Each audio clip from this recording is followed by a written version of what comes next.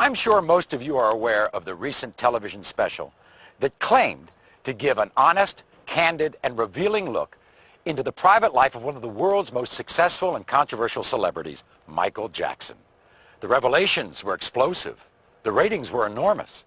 But Michael has claimed that what TV journalist Martin Bashir presented was a twisted and edited construction of scandal and innuendo, not a true representation of the interviews that actually took place. In the next 2 hours, we're going to give you an opportunity unprecedented in the history of television. We're going to show you footage that was never intended to be broadcast.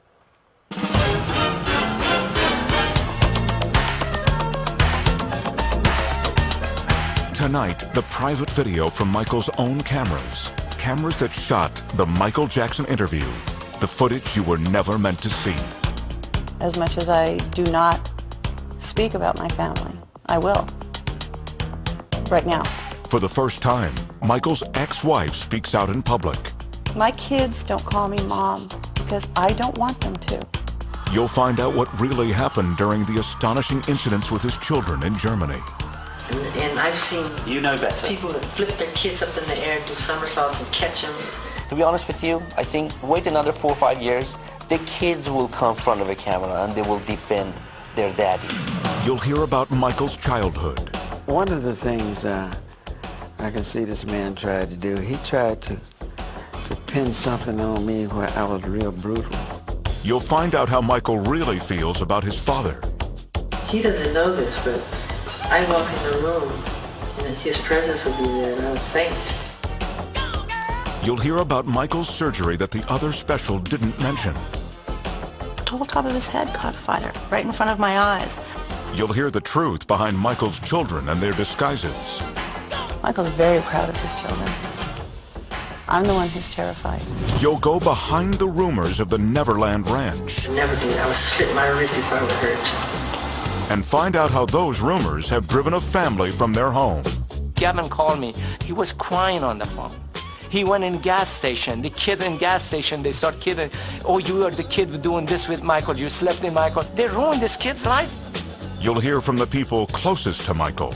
I've heard someone say on the television that no one should be allowed behind those gates at Neverland, especially the children. They don't even know what they're talking about. Plus, a surprise revelation from the man behind the Michael Jackson interviews. There'll be a lot of controversy about this. This is tabloid stuff. Well, you're beyond this. I know. You're a respected Well, journalist. All tonight on the Michael Jackson interview. The footage you were never meant to see.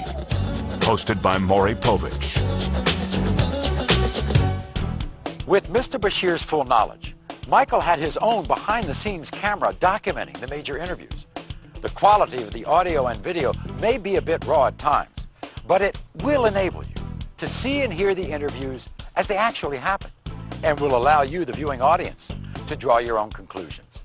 And while Michael Jackson has provided this footage to us, he has absolutely no control over the editorial content of this program. But who is Martin Bashir? And how did he get an exclusive interview with one of the most reclusive pop stars the world has ever known? In 1995, this little-known British journalist caused an uproar when his sensational interview with Princess Diana revealed details of her extramarital affair. Since then, he has scored interviews with some of England's most notorious newsmakers, becoming somewhat of a celebrity himself. Martin, quick word for the evening news. His interview with Jackson was, as he put it, a request to show me the real man, but show me everything, make nothing off limits. Michael agreed, and the first interview was scheduled for the summer of 2002. In these photos of one of Bashir's interviews with Jackson, you can see the camera that captured the footage you were never meant to see. It's mounted right there on the light stand. This is the view it was capturing at the last interview. And this is the shot from the very first interview at Neverland. The man adjusting the lens. now this is on. Okay, so can we have silence in the house? Yeah. Is Jackson's own documentary cameraman. Well, I just wanted to clarify that it was not a secret video, because right now they're saying that we were secretly videotaping him, but that's not the truth. Mr. Bashir saw me, hooking up the camera, And you know, everybody saw the camera out there, and we were just rolling it. We usually do documentary on every, you know, things that Mr. Jackson does. Do you think that your success has actually made people turn against you? The bigger the star, the bigger the target. And the more popular I became, the more rumors that were created, which none of which were true. I mean, the moment I started breaking the all-time records of the biggest selling albums of all time, they called me weird overnight, strange, wacko. You know, they said I'm a girl, homosexual. He wants to buy the Elephant Man bones. He sleeps in a hyperbaric chamber. None of that stuff is true. All completely made up. I've seen where you all sleep. a lie. I've seen where you sleep, and it's not a hyperbaric chamber. I sleep in a bed. I mean, people would be so surprised how normal and simple the way I live. Most people would have a very hard time thinking Michael Jackson's life was normal or simple. Maybe it's that ranch north of Santa Barbara, California, the 3,000 acres he calls Neverland. Neverland is an extraordinary, a breathtaking, a stupendous, an exhilarating, an amazing place. I can't gather together words to describe Neverland. What inspired you to make a home like this? What inspired me? It was so easy because it was me being myself, creating things that I love. And what I love, kids happen to love, or the child that lives inside the adult happens to love. You know, it is so easy because I'm just putting behind the gates everything I never got to do when I was a kid. Tell me why, is it so? Don't wanna let you go. I never can say goodbye, Do you have regrets about the way your life has been? Somewhat. And what do you regret? When I was really little, around 11 or 12, I was under contract with Motown, and I would have to go to the recording studio. I had to go and make these albums because the summer tour was right around the corner, and right across the street from the recording studio was a ballpark, and I could hear the kids, you know, the roar of the crowd and playing and catching ball and having fun and playing tennis.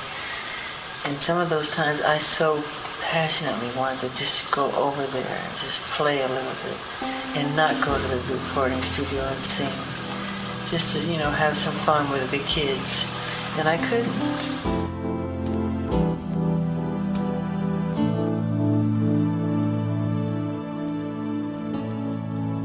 People say, why is he always with children? Well, I was raised in a world with adults. When kids were playing in bed sleeping at night, I was up doing clubs. I was doing club dates, 3 in the morning. The striptease would come on after us. You know, we were performing. And we didn't have friends. My brothers were like my friends, but we worked. There was no Christmas. There were no birthdays, and we were very strict Jehovah's Witnesses. So I'm compensating. Nature makes sure that I compensate for the lost. So when you come behind my gates, you'll see amusement park, you'll see animals, you'll see everything I never got to do. There's candy everywhere. While Bashir and his crew were here at Neverland, they got to witness what has become an almost weekly experience. Busloads of children, some from the inner city, some orphaned, some terminally ill, but all of them escaping their reality to spend a day at Michael Jackson's creation.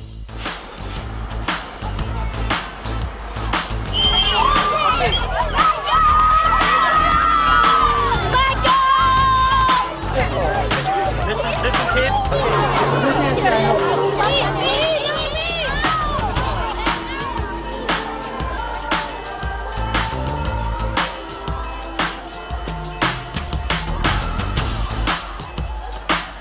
So, want to come over here and see the elephants?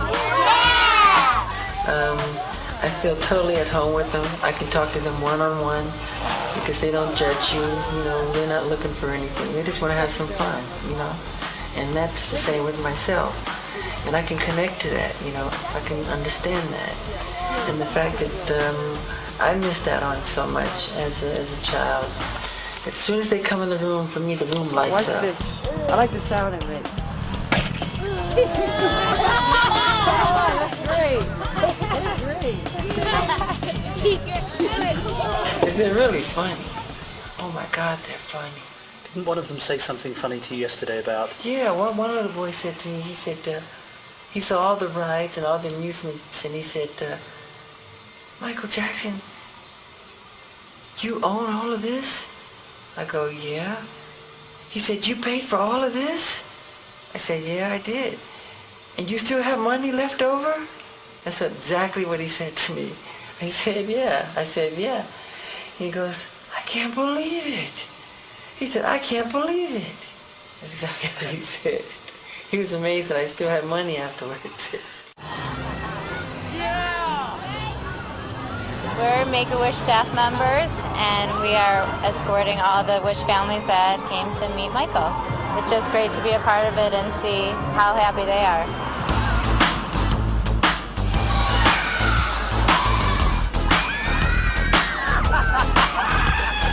Everything is free. Theater, amusement park, whatever they want to do, they can do it. But it's not free to you. It's cost you millions of Millions dollars. a year, yeah, millions. But you know, I get it all back when I see them smile. Sugar attack right now. Peter Pan. I've been in the house. I've seen the statues outside the house. Why is Peter Pan a figure of such interest and inspiration to you? Because Peter Pan, to me, represents something that's very special in my heart. You know, he represents youth, childhood, never growing up, magic, flying, everything I think that children and wonderment and magic, what it's all about. And to me, I just have never, ever grown out of loving that or thinking that is very special. You don't want to grow up. No, I am Peter Pan. Oh, you're not your Michael Jackson. I'm Peter Pan in my heart. Do you think it would be true to say that you found friendship and inspiration in children that you haven't been able to find in adults? That's absolutely the truth. Really? Yes. Yes. I haven't been betrayed or deceived by children. Adults have let me down. Adults have let the world down.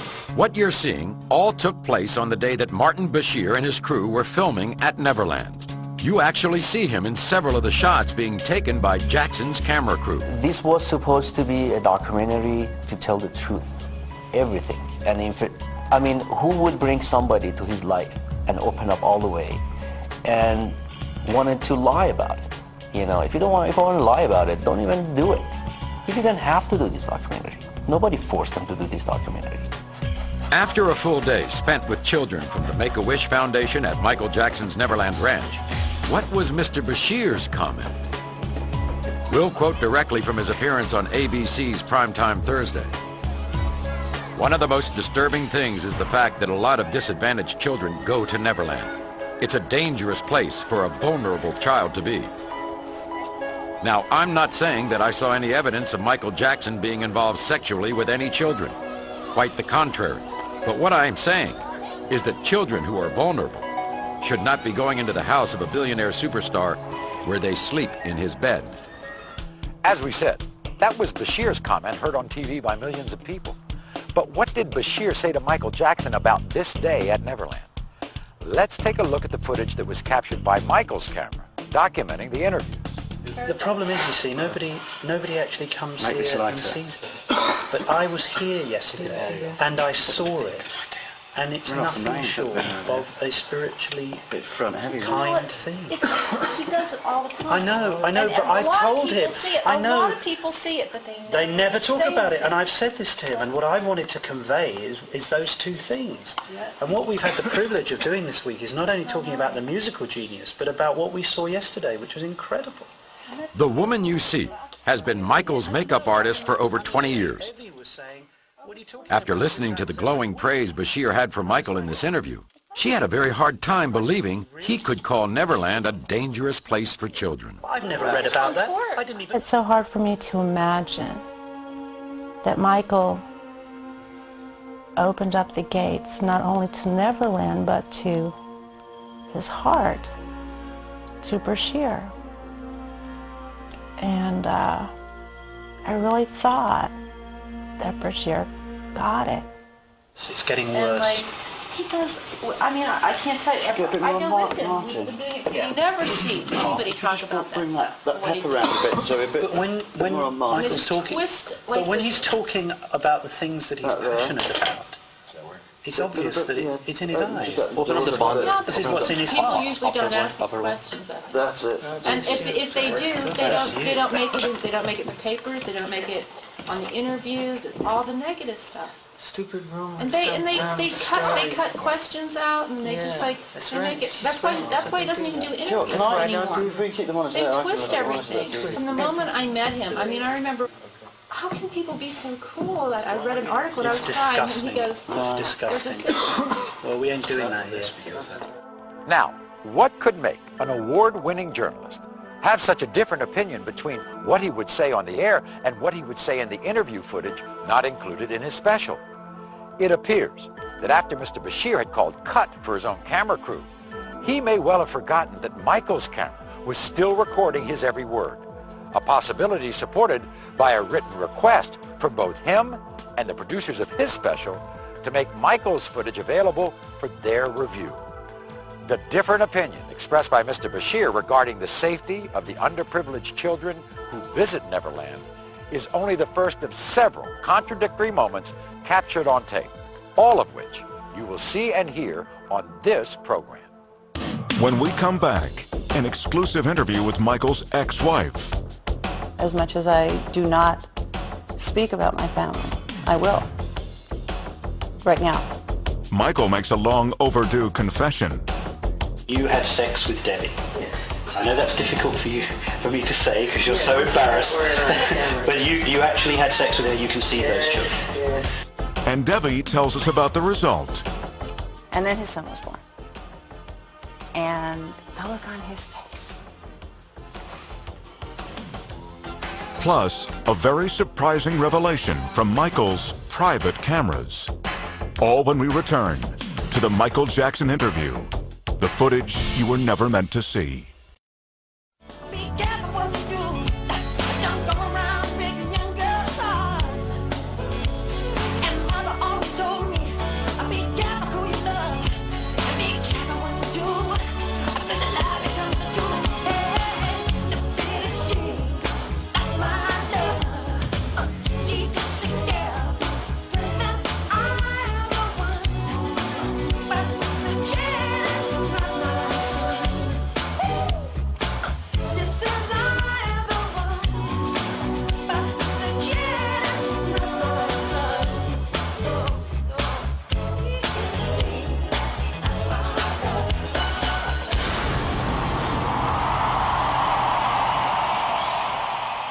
In addition to the never-before-seen footage from Martin Bashir's interviews, we have also been allowed unprecedented interviews with some of the people closest to Michael Jackson, people who have turned down very lucrative offers to tell the inside story of life behind the Neverland gates. They break their silence for the first time, and not for money. No one interviewed for this show received any payment to tell their story. Their reason for appearing here is to tell the truth as they see it. And the person who has most avoided the glare of the spotlight is the person who was perhaps the closest to Michael, the woman who was his wife and the mother of his first two children, Debbie Rowe. What's happened in the past is things have been taken out of context, twisted around. If I can help straighten it out, as much as I do not speak about my family, I will. Right now. When I was talking to Prince one day, he said to me that he didn't have a mother. You say you didn't have a mother? Yeah, I said, Prince, where's your mummy? And he said, I haven't got a mother. That's right. Did you tell him to say that? What do you think he means when he says, I haven't got a mother? Like he said he didn't have a mother. My kids don't call me mom because I don't want them to. They're Michael's children. It's not that they're not my children. But I had them because I wanted him to be a father. I believe that there are people who should be parents. And he's one of them. And he is such a fabulous man and such a good friend. And he's always been there for me. Always. From the day I met him. I could do something for him, and this is what I wanted to do. Most people think Michael and Debbie's relationship was very short-term. Actually, they met over 22 years ago. Was it intense, bam? No. No, it was over time. It was over time. I think it was 18 years, 17, 18 years that I knew him when I had Prince. In that time, they've gone on some very unusual outings, often with Michael in disguise. Yeah, he'd call, what are you doing? Nothing, what are you doing? When I go to the video, yeah. You know, we'd sneak out without security. We got caught. I said, oh my God, this is like a Beatles film. We're getting chased by people. We'd have to call security and they'd bail us out. But yeah, we'd go out and do stuff. So you'd go out Sneak to him the into ranch. sneak him into premieres and things. Yeah, we had a good time. We had a good time. He's always a lot of fun. When did Michael start talking about wanting to have kids? Was this when he was still with Lisa Marie, or? No, they had broken up, and I was trying to console him because he was really upset, and he was upset that he said he really wanted to be a dad, and I said, so be a dad. And he looked at me puzzled, and I said, let me do this. I want to do this. You've been so good to me. You're such a great friend. Please let me do this. I said, you need to be a dad. I want to do this. And no. I nagged him into it, if you will. She's a wonderful person, too. She knew that Michael Jackson loves children. Yeah. And she knew that Michael Jackson wanted children. That's why. And she was... You need to be a daddy. Right. She said you needed to be a daddy. More than she needed to be a mother. Yeah. She wanted to do that for me as a present. And if you're talking about romance, maybe then, if you want to have a marker, if that makes you and the rest of America feel that they need a marker, then you could probably use that. Once Debbie's pregnancy became common knowledge, the tabloid world had one burning question. Did they or didn't they? The first two principal parents from Debbie, which was natural conception. You had sex with Debbie. Yes. I know that's difficult for me to say because you're so embarrassed. But you actually had sex with her. You can see those children. Yes. From the first moment Debbie learned she was pregnant, Michael warned her of what was to come. He said, you don't know what they can do. And I said, oh, Michael, come on. We're having a baby. Normal people have babies. We're having a baby. Come on. How can that be weird? We're having a kid. If anything, that's beautiful. That's wonderful. That's great. Boy, was I wrong. I found out at one point a picture of me pregnant was worth $500,000. To who and why? Have they never, ever seen someone pregnant before? Am I supposed to look different pregnant because it's Michael's baby than someone else?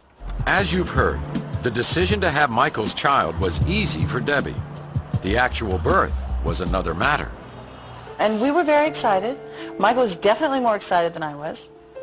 You know, he was so excited when we had a contraction. And he was there.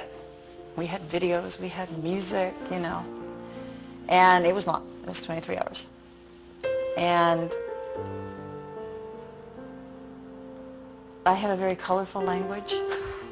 And every time I went to say something, Michael would cut me off with shoot or fudge. Oh, he doesn't like cursing. Or he didn't think it was necessary when there were other words would do.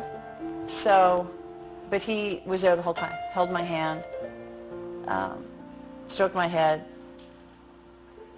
I think I puked once, and I was so embarrassed, and he was like, stop, you're fine. This is beautiful, this is wonderful. I said, I'm going to die. No, you're not going to die, this is great. Okay, we're crowning, you know, and Michael, bam, he's right there. And he goes, oh my God, this is so beautiful. Now, having come from a medical background, there is no way, blood and stuff, there's no way, it can't, sorry, I don't come from that background. It's like, Michael, it can't be that beautiful. Oh, he was welling up. And then his son was born. And the look on his face.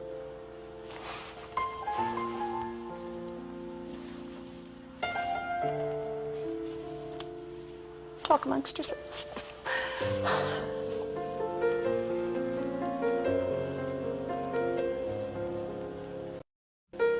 I'd never seen him that happy. And that's what made it wonderful for me, was to see the look on his face. The birth of Prince Michael was soon followed by a sister, Paris. Yeah, we were kind of told we should wait. You know, I guess there's a suggested waiting time. But I was flying to Paris all the time. That's actually how she got her name. That's where she was conceived. Do you not think, though, that your children would benefit from contact with their mother? No, but she doesn't. It's private information. She doesn't. She can't handle it. She can't handle her own children? Yes, I can't reveal that because I don't want to make anybody upset. While Michael may seem reluctant to discuss Debbie's absence from their children, Debbie had no reluctance whatsoever. People don't understand that. And they want a traditional, they think that something has to be traditional, and they have this notion of beaver cleaver. That wasn't reality in the 50s, and that's not reality, you know, in the 21st century. We have a non-traditional family, and if it makes people uncomfortable,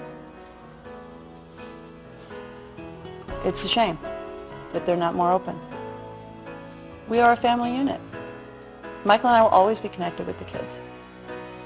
I will always be there for him. I will always be there for the children. And people make remarks, oh, I can't believe she left her children. Left them? I left my children? I did not leave my children. My children are with their father, where they're supposed to be. She preferred them to be with me than with her. So, this mother carries both children for 9 months in her body, and she gives birth to them, and she prefers that they have nothing to do with her. Split up because they got to a point where I couldn't deal with it. I couldn't deal with the fact I couldn't go to the grocery store. For 2 reasons. One, I'd get followed. 2, I'd have to look at crap on the newsstands that are right at the register as you go out that wasn't true. You know, I wasn't used to it. I like doing things for myself. Michael's more than generous. He said, we don't have to go to the grocery store. No, but I want to. I really want to. I want to go back to what I can go back to. That was what I was used to. That's where I'm comfortable. Doing this is very uncomfortable for me. Talking about these things is extremely uncomfortable for me. But it's hard when you're an entertainer, you know. It's hard to have a marriage, and I mean, one day I'll be married again, but it's too soon. I went through 2 tough divorces. So I'm married to my fans. I'm married to God. I'm married to my children. I'm married to life. Coming up, the notorious incident that had the whole world talking. And it happened for like 2 seconds, but when it gets on the news, we slow it down. Michael's mother reveals what it was like to grow up in the Jackson 5. Joseph didn't beat him or anything like that. We just disciplined him out of love. And we find out why Bubbles had to go. Because Jims, they get to an age like teenage kids do, where they want to challenge their parents. All when we return to the Michael Jackson interview. The footage you were never meant to see.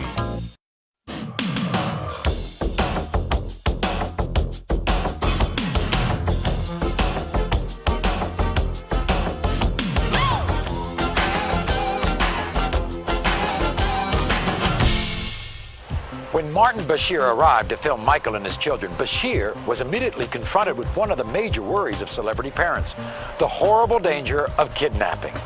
Consequently, as a security measure, public appearances by Michael's children required that their faces be hidden behind masks or veils. Because you don't let anybody see the children. I don't want, no. I So don't want therefore, a Lindbergh baby.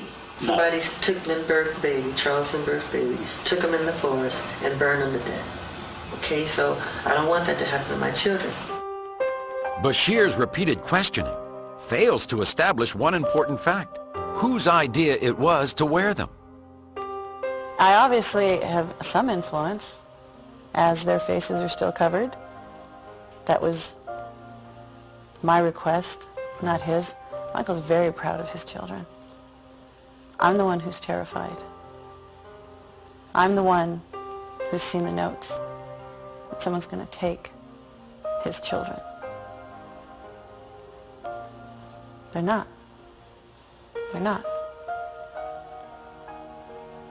Whatever can be done, they're not. There's nothing more terrifying than looking at a piece of paper that says, I'm taking them. And I said, you know what? I wore a scarf, no big deal. Pretend it's Halloween. I don't want people seeing them. Because the press, they can be very mean. I don't want them to grow up psychologically crazy because of the evil things they could say to them. I want them to be normal. That makes sense, doesn't it? yeah, Right? it does. It does. And I'm sure at some point he will say, you know, to the children, do you want to wear the scarf? I will have immediate heart failure, you know, but, you know, he's not going to make his children do something they don't want to do. He's not that kind of a parent. Not at all. And I truly don't see why everybody focuses on that. I mean, it is a fashion statement. Are the scarves not matching? You know, we'll work on it. While some people may have a hard time with the intense security measures Michael and his family have to follow, there was one particular occurrence in Germany that had many people questioning his children's safety.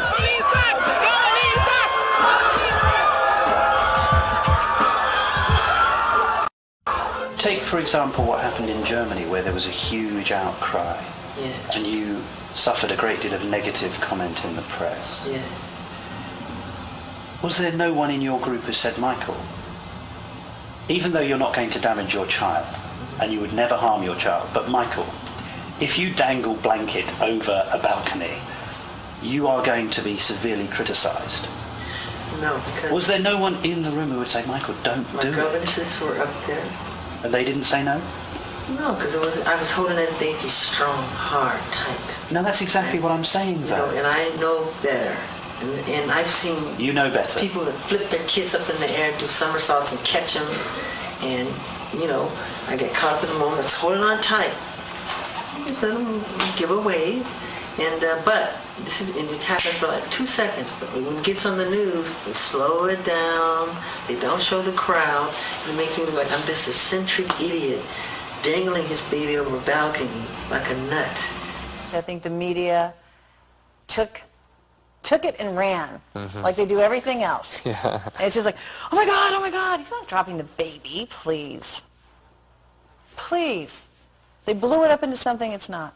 That We was know about so misunderstood. Explain it. What don't we know about it? What should we know about him we don't know? All right, I'll tell you from the very beginning. Good. He had such a grip on that child. And if you look at it again, he's got that child so tightly held under the armpits. I'm showing it now. Yeah, he is got it pretty tight under his arm. Governance was up there, security was up there. Other people, I took my other children up there and did the same thing.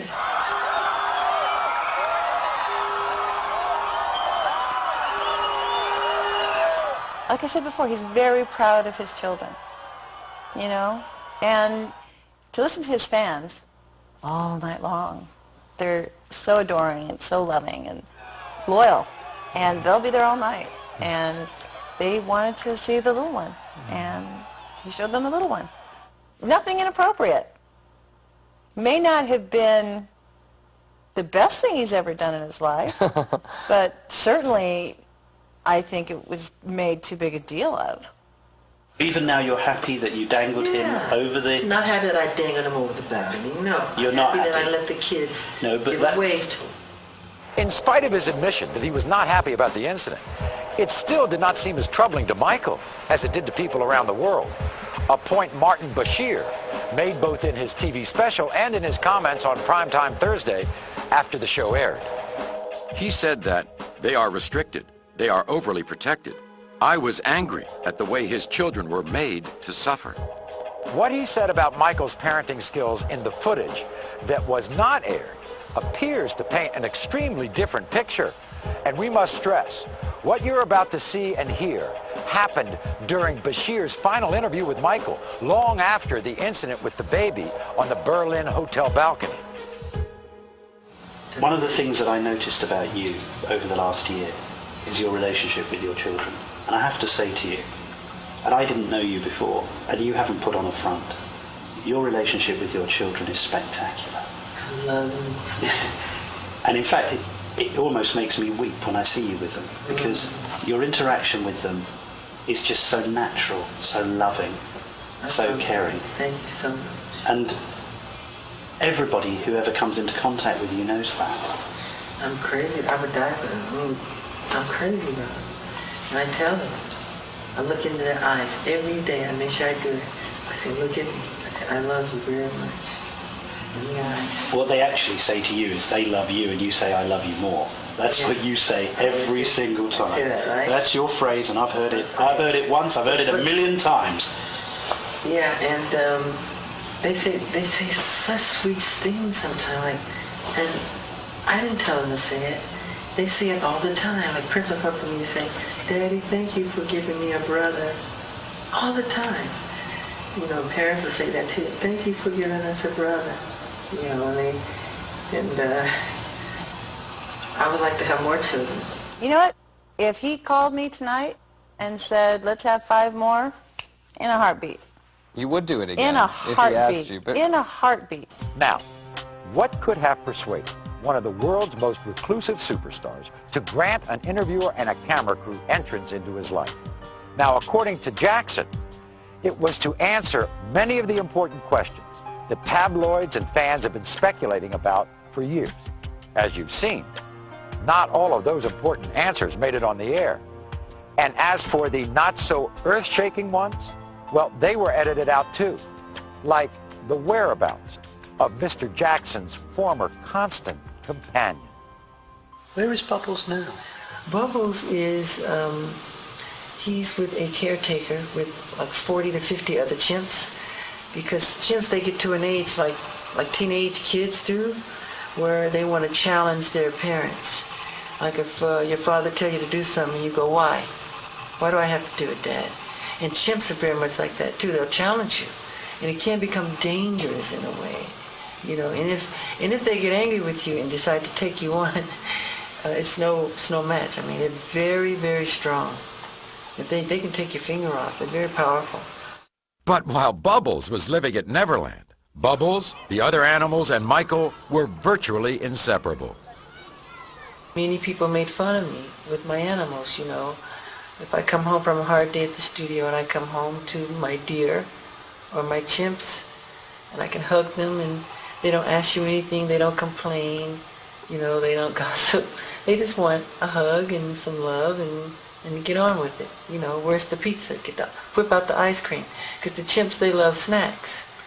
And, you know, they run around and they help me clean the room and they help me fix up things, you know, and their DNA is literally identical to ours if you look in the microscope. And they're amazing. Chimps would help you clean the house? Yeah, they help me clean up my room.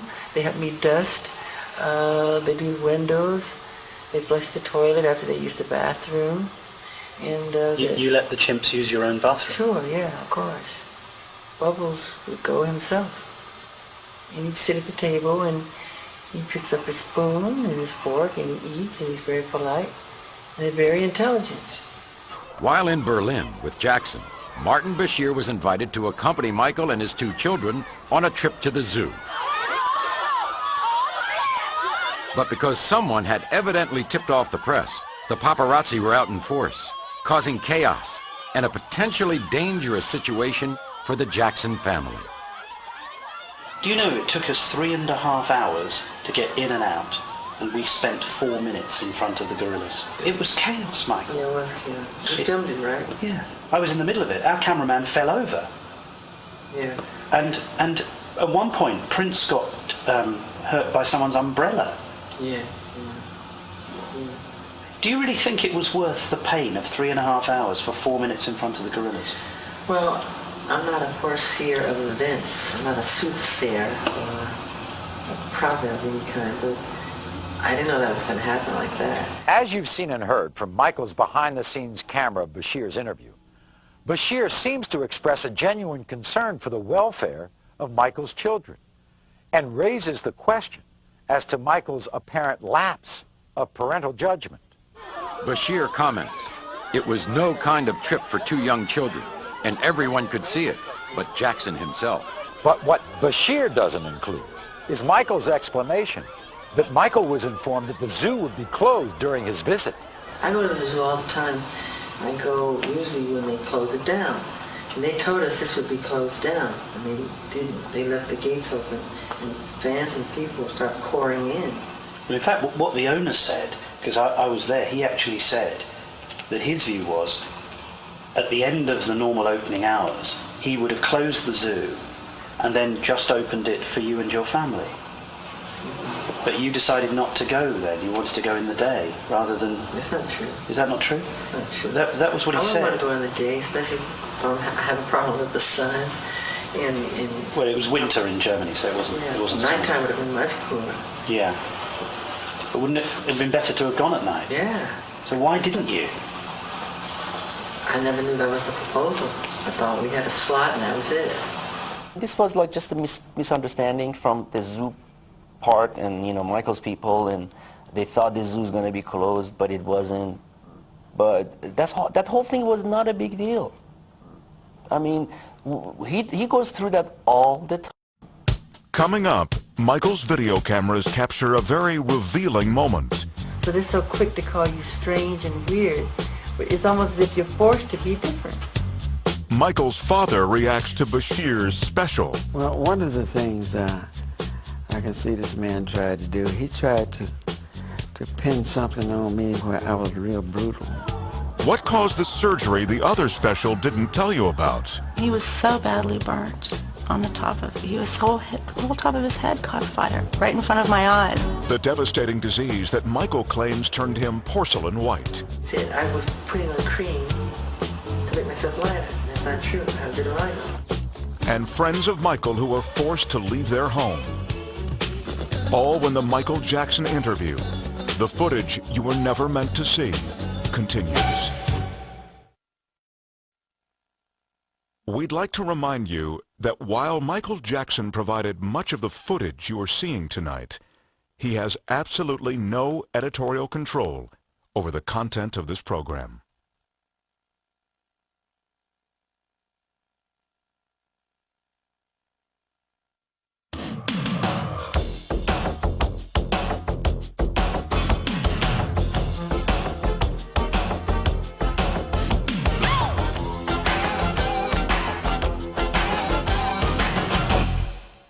In the past hour, you've seen a British journalist ask some tough questions. What hurts you most? When they lie. The lies. They're complete lies. And some tougher questions. You had sex with Debbie? Yes. I know that's difficult for me to say because you're so embarrassed. You're about to hear Michael Jackson's family rally around him, voicing their support. They can go and talk to these children all they want. They're not going to find anything. What they need to do is leave him alone. And voicing their disagreement.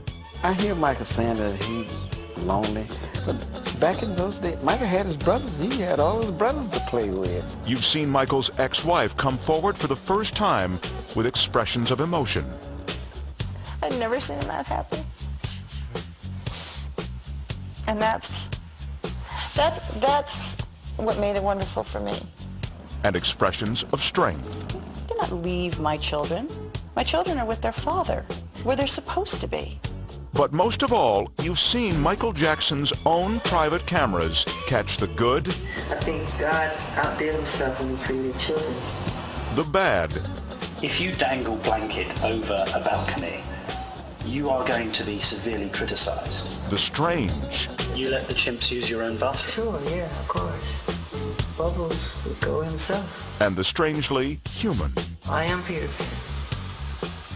Oh, you're not your Michael Jackson. I'm Peter Pan at heart.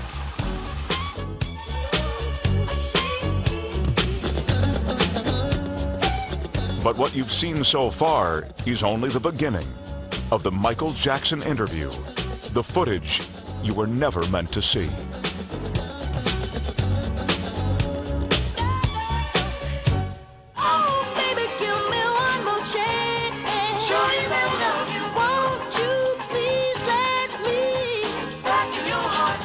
In addition to revisiting the interviews with Michael Jackson that were contained in the ABC special, we've also asked members of the Jackson family to comment on the information that the special chose to include. While the Jacksons are a very supportive family, not all of what they have to say is in complete agreement with Michael. And many of the comments you'll hear have never been revealed publicly until now. We tried to get above all of this, the way of being united together. We don't like what some of the things are being said out there, but when you're number one out there all over the world, you get those kind of pot shots at you at all times. You've been so successful and you've amassed so much wealth. You never need to work again. And yet you don't seem to be able to enjoy it. It seems that you're restricted somehow. I enjoy it through my children. I enjoy But I'm it. talking about you. You just don't seem to enjoy it. Enjoy what? Enjoy your success. Enjoy your wealth. It's hard to, I can enjoy it behind my gates, but I can't go out and enjoy it because it becomes work all over again. Working has been Michael's life from the time he was 5 years old. And as we've already seen, missing out on his childhood continues to affect him to this very day.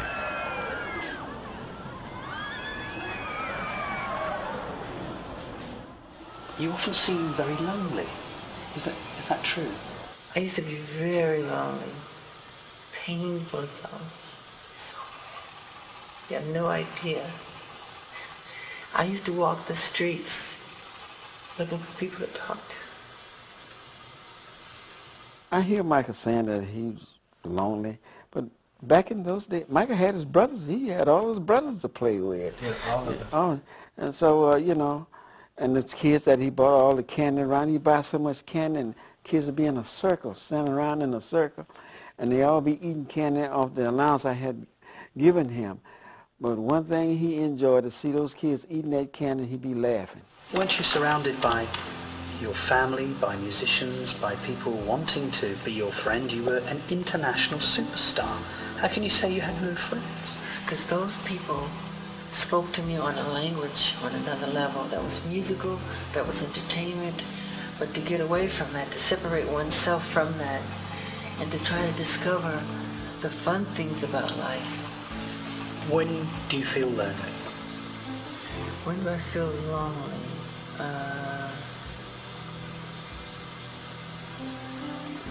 I mean, I can be, you know, usually in hotels when there's thousands of fans chanting, you're out in the street, they're using sleeping bags and they're chanting how much they love you and everything, and you can't get out, you feel trapped inside, and you just cry. You feel lonely, you know?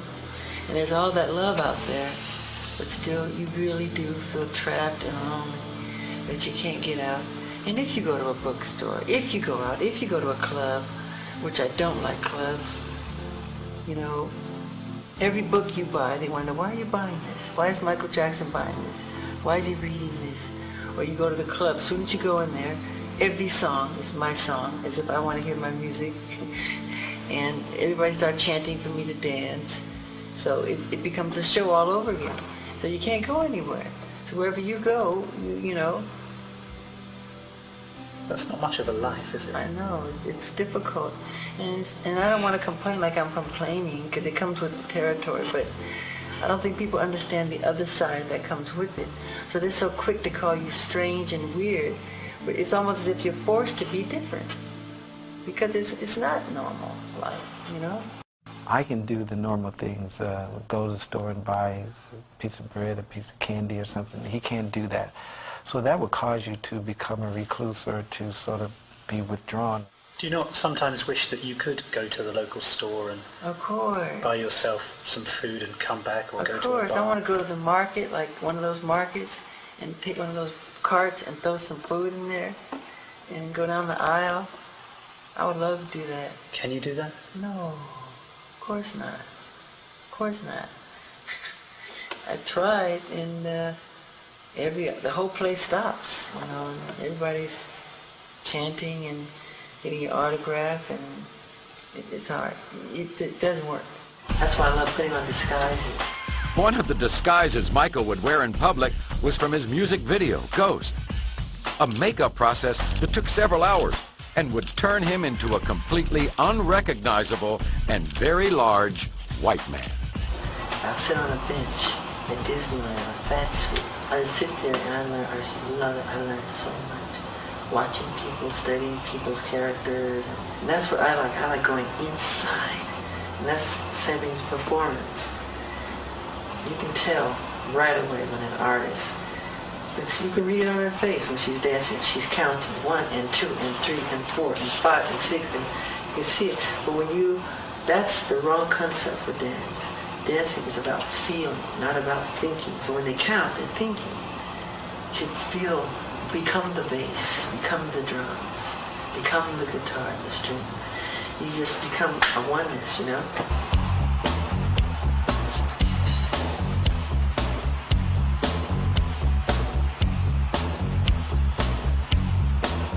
That's very important. But that's real. But that's Michael Jackson talking as a performer. I love performing. But that's not... I wish I could sleep on stage. But that's not Michael Jackson the person.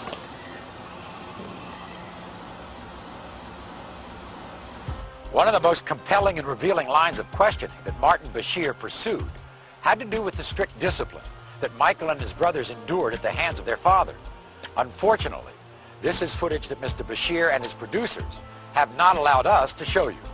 But we can tell you that it was a very emotional description of beatings with belts and the cords from irons. You remember when you said to me that you just wanted to run away from your father? I hid. I used to hide. Well, one of the things I can see this man tried to do, he tried to pin something on me where I was real brutal. And raising these guys, Jermaine and all the rest of them, they all got whippings. But they didn't get no beatings, you know. They got whippings. And we were disciplined in the way that which he knew. And during that time, all children and parents at the time, they whipped their kids. We had to be in before the lights were on at night, and we had to ask for things. And I thought it was great because it allowed us to become what we became. We never got on drugs. We never got in trouble. And I see the difference from my upbringing as when I came to California, and friends that I went to school with, how they would curse their parents out and slam the door and disrespect them. Joseph didn't beat him or anything like that. We just disciplined him out of love. And the Bible says if you love a child, you will discipline them. The discussion of the strict discipline and verbal abuse by Michael's father went on for almost 8 minutes in Mr. Bashir's finished special. But what he did not include was a short but very revealing comment from Michael about his father. He just I don't think how much he hurt me when he was little, but he's a genius. The man is a genius. At the same time, he is a genius. He really is. But Michael, he injured you when you were a child. Yeah, but look what came out of it. Well, maybe I wouldn't have the affection for the kids that I have today, wanting to help them.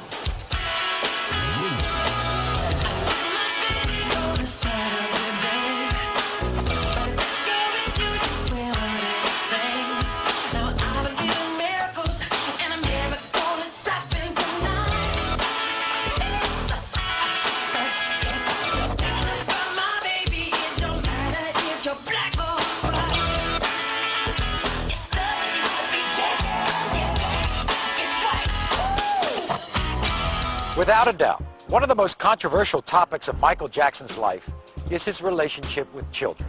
The scandals and rumors surrounding allegations made against Jackson are the subject of seemingly endless speculation. As we told you before, Michael Jackson has no editorial control over the content of this program. What you see and hear is intended to be an unbiased presentation that allows you to draw your own conclusions. some years ago, you yourself were about to embark on a tour, and allegations were made about you and children. What about 1993? What happened? What was Michael Jackson doing? Because they don't know me. They don't know me. All that was false. Complete innocent guy. I would never do that. I would slit my wrist before I would hurt a child. He would never hurt a child. Never. It's not in him. No way. He would never do anything inappropriate with a child. It's the furthest thing from his mind. When those allegations came, in '93, I think it was devastated. I mean, talk about going for the jugular. At every opportunity, the media has dissected and manipulated these allegations to reach their own conclusions. I ask all of you to wait and hear the truth before you label or condemn me. I watched Michael after they accused him of that child molestation. But at first he was a little lonely and all, but he never stopped because he knew it wasn't the truth, and he never stopped loving children. No, that's what I admire about him. He keeps going. He's not going to give up. And he's going to still give to all of us. I just know it. And Bashirs will come and go. You know? Michael will live forever.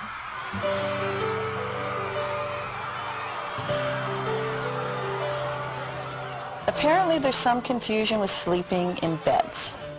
My favorite thing to do is to sit in bed and watch TV.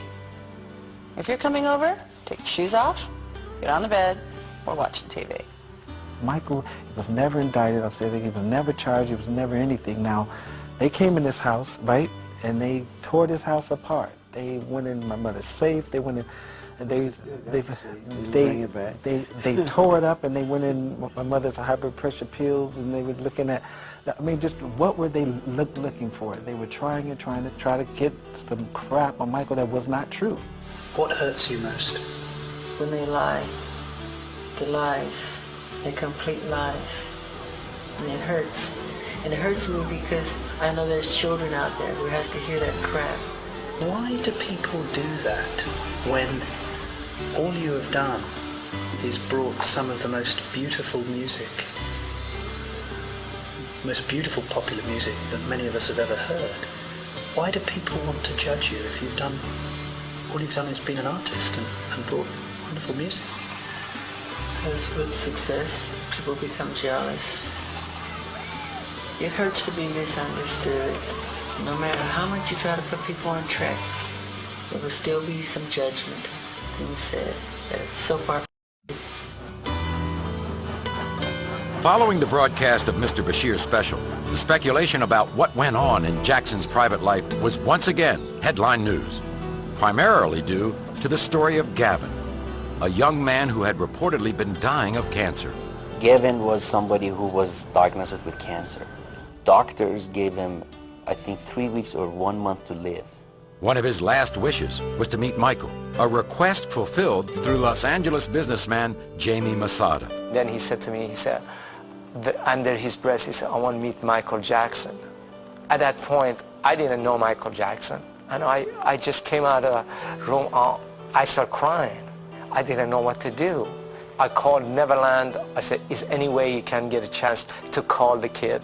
Then I'll come in next day, and I said, Gavin, he'll have a little smile on his face. I said, Gavin, what's going on? He said, Michael, call me.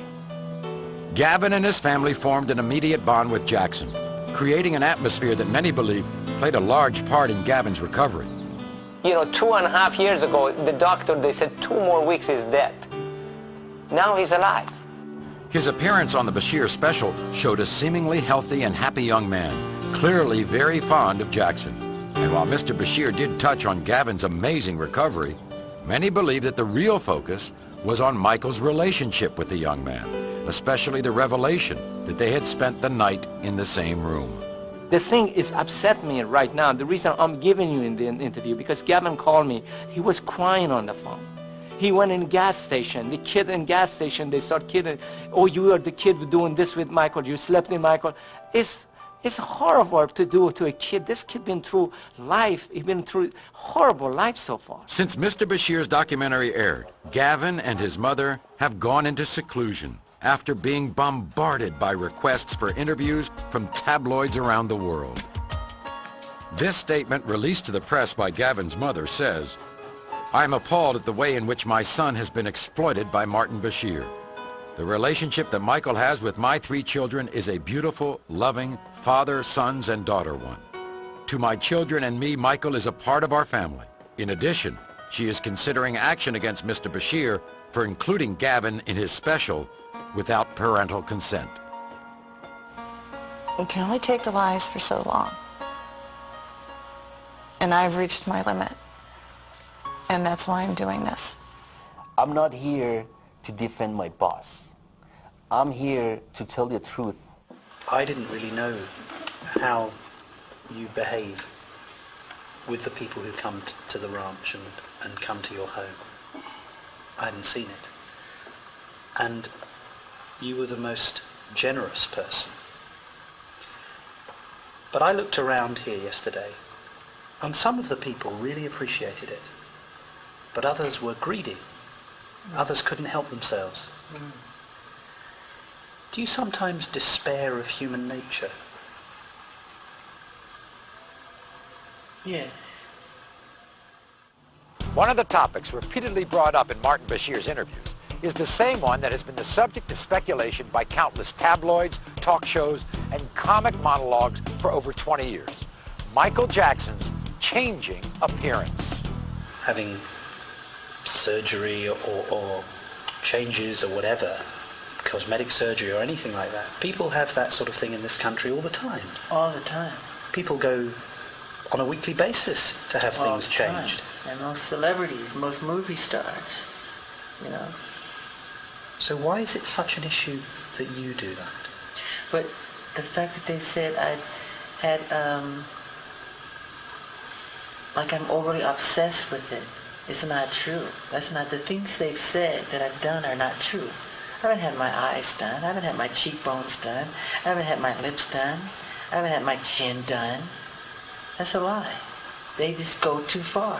In the final interview 8 months later, Martin Bashir is still doggedly pursuing rumors of Michael's plastic surgery. I look fine. You look fine. I'm the one that looks stinky.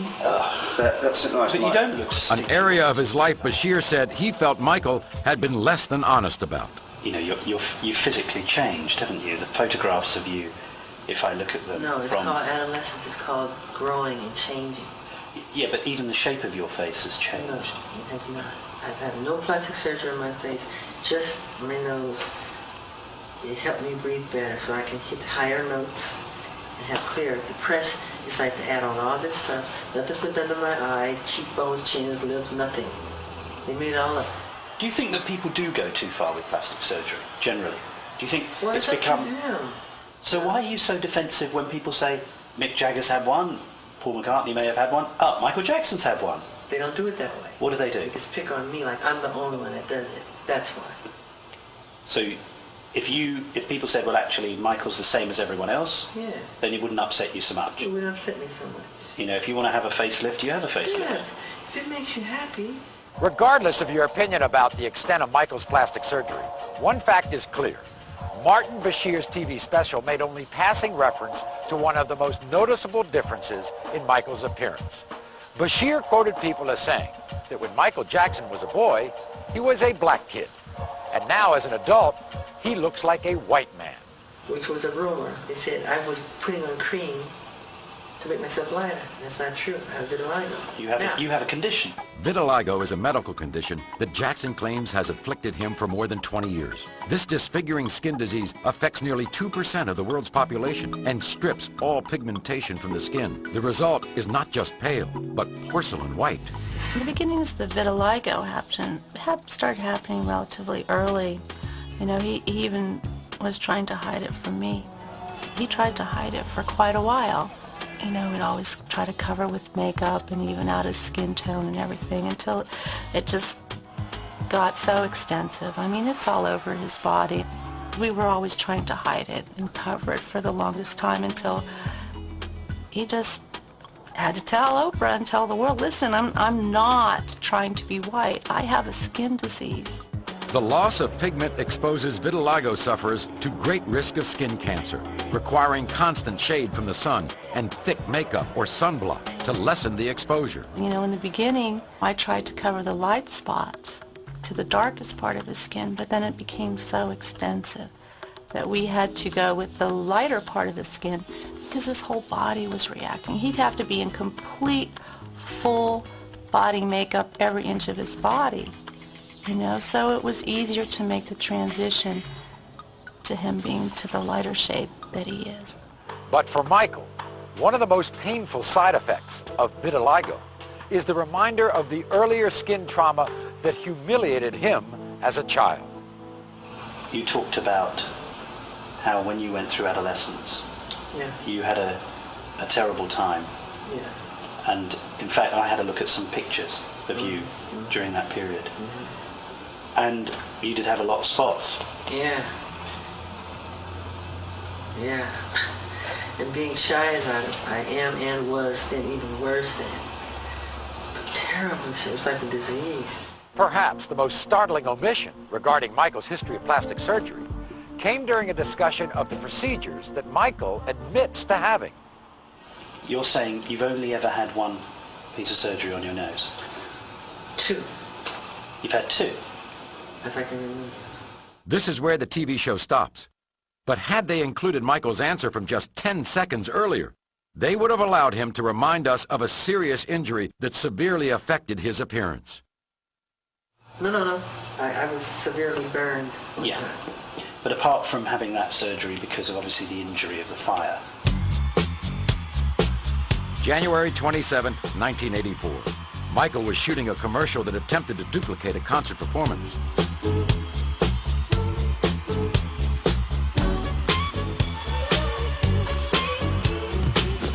During the last take, a planned pyrotechnic explosion went wrong and ignited Michael's hair on fire. He was so badly burnt on top of it. The whole top of his head caught fire right in front of my eyes. And I couldn't do anything about it. I couldn't get to him on time.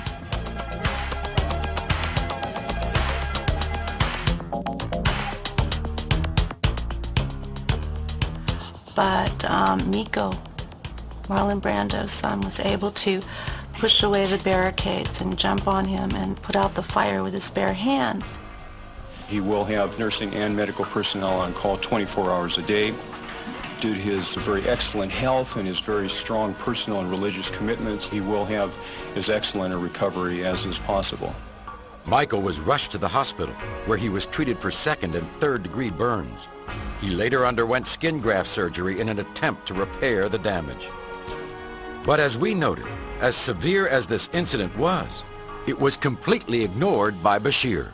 You done nothing to your cheeks? No. These cheekbones? Yeah. No. You haven't had any inserts? No. My father got... What about your dimple? Can we get over this plastic surgery garbage? This is tabloid stuff. Well... You're beyond this. I know. You're a respected journalist. journalist. I know. The problem is... You're getting tabloid. When we return, we'll take another look at some of the answers that were never heard. They call me weird overnight, strange, wacko. You know, they said I'm a girl, homosexual. He wants to buy the Elephant Man bones. He sleeps in a hyperbaric chamber. None of that stuff is true. And some of the differences in opinion. So you're happy you did it now? Yeah, because I've shared. Even though you've been attacked, even though people in America say you shouldn't look after your own children? Yeah, but a lot of people said, leave him alone. Shut the hell up. A lot of people. All caught on Michael Jackson's own camera. When we return to the Michael Jackson interview, the footage you were never meant to see.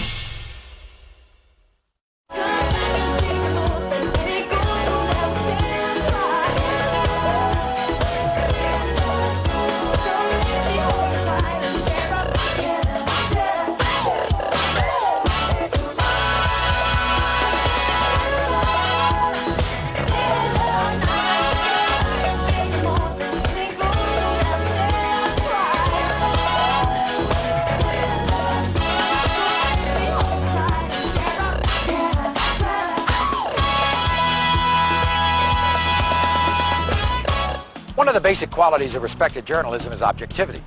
Now, as you may have heard in several recent news stories, one of Michael Jackson's prime complaints about the reporting featured in Martin Bashir's documentary and subsequent interviews with the press was his lack of objectivity. As we've already seen, some of Mr. Bashir's comments that made the air appear to be quite different than opinions he expressed in Jackson's behind-the-scenes footage. About Michael's ranch, Mr. Bashir's on-air comment was, "One of the most disturbing things is the fact that a lot of disadvantaged children go to Neverland. It's a dangerous place for a vulnerable child to be." But what he said behind the scenes was this. I was here yesterday and I saw it, and it's nothing short of a spiritually kind thing. This comment about Michael's method of raising children was included on Bashir's special. They are restricted. They are overly protected. I was angry at the way his children were made to suffer. But this was not. Your relationship with your children is spectacular. I love you. And in fact, it almost makes me weep when I see you with them. Another of Jackson's complaints about the documentary is the non-inclusion of certain statements that he feels are pertinent to objective reporting. Like when Bashir devoted almost 8 minutes to the abuse by Michael's father? You remember when you said to me that you just wanted to run away from your father? I hid. I used to hide. But did not include this short and revealing comment. He hurt me when he was little, but he's a genius. The man is a genius. On Michael's taking his children to the zoo, Bashir says it was no kind of trip for 2 young children, and everyone could see it, but Jackson himself. But what you don't hear is Michael's response. I go to the zoo all the time. I go usually when they close it down. And they told us this would be closed down. And as far as probing for the truth about Michael's changing appearance, the subject of vitiligo was virtually ignored. And the severe burns and reconstructive surgery were never mentioned at all. Can we get over this plastic surgery garbage? This is tabloid stuff. Well, you're beyond this. Regardless of whether you feel that Michael Jackson is correct in his assertion that Martin Bashir's documentary was not a true representation of the interviews that actually took place, there is one question that many people share. How could Michael Jackson, a 44-year-old man who has spent most of his life in the spotlight, have allowed himself to open up to a virtual stranger? This footage from Michael's camera may give you a better understanding. That was great. Thank you. That was really, really special. It seems to me that through history, people, they really want to make someone big, and they want to be, oh, this person is so talented, and we've got to make them godlike, and they have to be perfect. And then as soon as they're there, they get more joy in tearing someone down. Eventually, when you talk and you say it like it really is, you just light up. That's what. It's about bringing out what you're about. That whole special was, it was just an attempt to tear him apart, and he trusted. He trusted Martin Bashir. They took this thing back to the studio, and they took a lot of things out, and the way this thing was narrated, it was just not fair. Why have you and I spent the last never hearing that? Why have I never? I'm always continuously. They want to make you out to be crazy. And then slowly he started bringing his own opinion into the picture. As a reporter, as a news, I like to see the truth, then I'll decide what my take would be on it. Aren't that being honest, Turtle? You know me long enough. Yeah. I'm being completely No, it's honest. not just you though. You can see that. Bashirs will come and go, you know? Michael will live forever in everybody's hearts.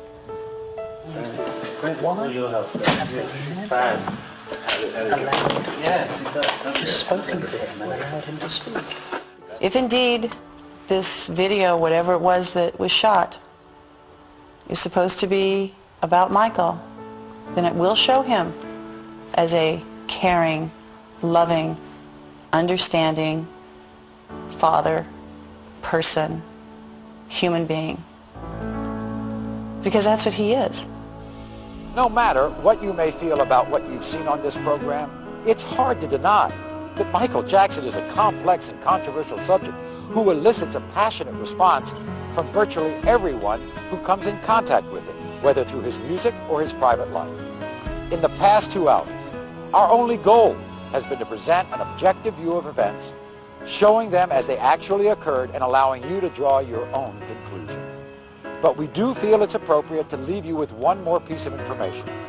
Mr. Bashir is quoted as saying, "Michael Jackson is a marvelous father to his own children, and I never saw anything that would qualify as a criminal activity." This comes from an interview dated just a few days ago. Thanks for joining us, everyone. I'm Maury Povich. Good night.